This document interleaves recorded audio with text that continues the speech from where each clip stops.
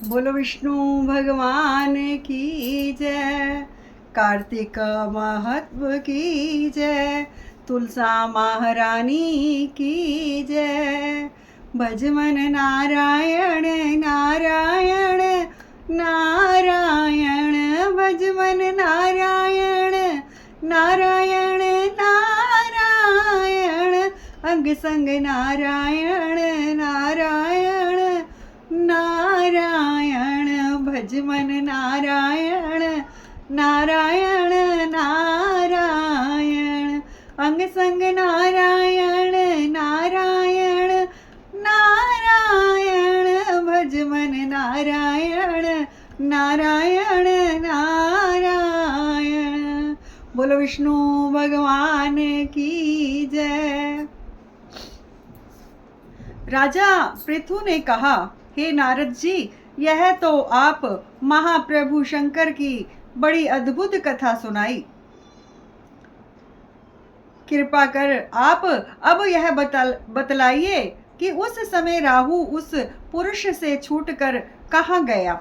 जब राजा पृथु ने देव ऋषि नारद जी से ऐसा प्रश्न पूछा तो देव ऋषि ने कहा, उससे छूटने पर वह बर्बर नाम से विख्यात हो गया और मानो नया जन्म पाकर उसने अपने आप को धन्य माना तथा वह धीरे धीरे जलंधर के पास गया। वहां जाकर उसने शंकर जी की चेष्टा कही।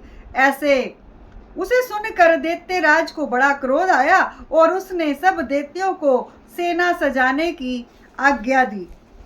काल नेमी और शुभ निशुभ आदि सभी महाबली दैत्य तैयार होने लगे। एक से एक महान बलि दैत्य करोड़ों की संख्या से निकलकर युद्ध के संबंध हो गए।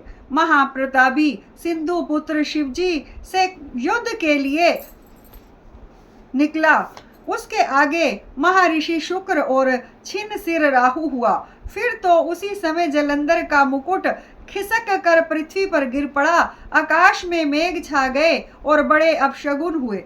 उधर इंद्र आदि सब देवताओं ने एकत्र होकर कैलाश पर जाकर शिवजी के पास पहुंचकर सारा वृतांत कहा और यह भी कहा कि अब आपने जलंधर से युद्ध करने के लिए जो भगवान विष्णु को भेजा था वह उसके वंशवती हो गए हैं तथा लक्ष्मी सहित जलंधर के अधीन होकर उसके घर में निवास करते हैं।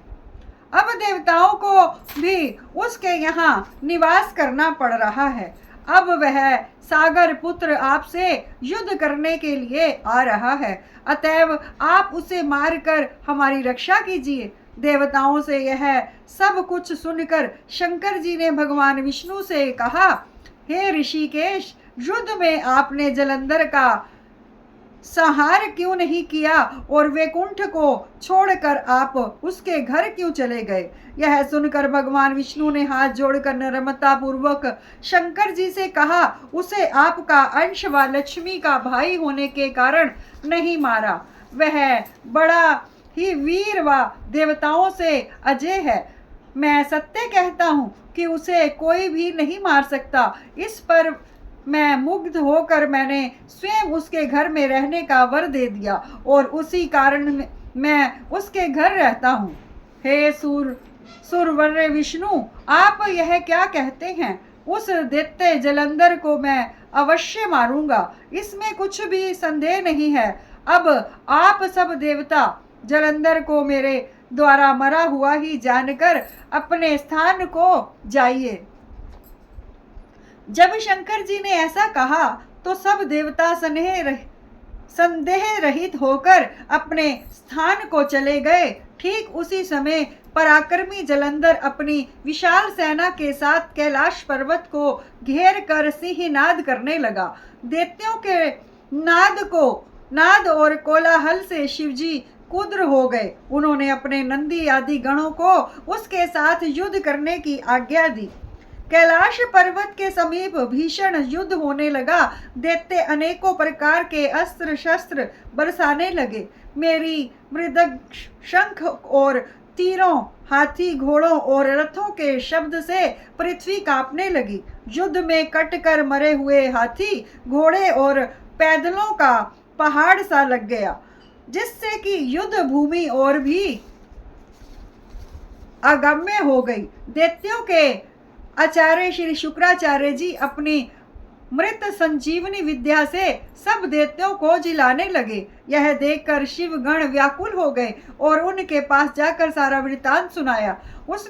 उसे सुनकर भगवान रुद्र के क्रोध की सीमा न रही। वह अपने भयंकर रूप से दिशाओं को प्रज्वलित करने लगे। फिर तो उस समय उनके मुख से एक बड़ी भयंकर कन्या उत्पन्न हुई, जिसकी की दोनों जगहें ताल वृक्ष के समान थी। वह युद्ध भूमि में जाकर अब असुरों का चंबन करने लगी। तब युद्ध भूमि में इस प्रकार विचरते हुए वह शुक्र जी के समीप पहुंची और उन्हें शीघ्र ही अपने उदर में गुप्त कर लिया। फिर स्वयं भी अंतर्ध्यान हो गई।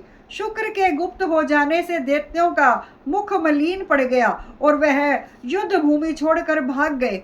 इस पर उनके शुभ निशुभ और कालनेमी आदि सेनापतियों ने अपने भागते हुए वीरों को रोककर शिव गणों पर बड़ा कठिन प्रहार करना आरंभ किया। और ऐसा ही शिव जी के नंदी आदि वीर गणों ने भी, जिनमें गणेश और स्वामी कार्तिकेय भी थे, अपने गणों को रोककर दैत्यों से भीषण युद्ध करना आरंभ कर दिया।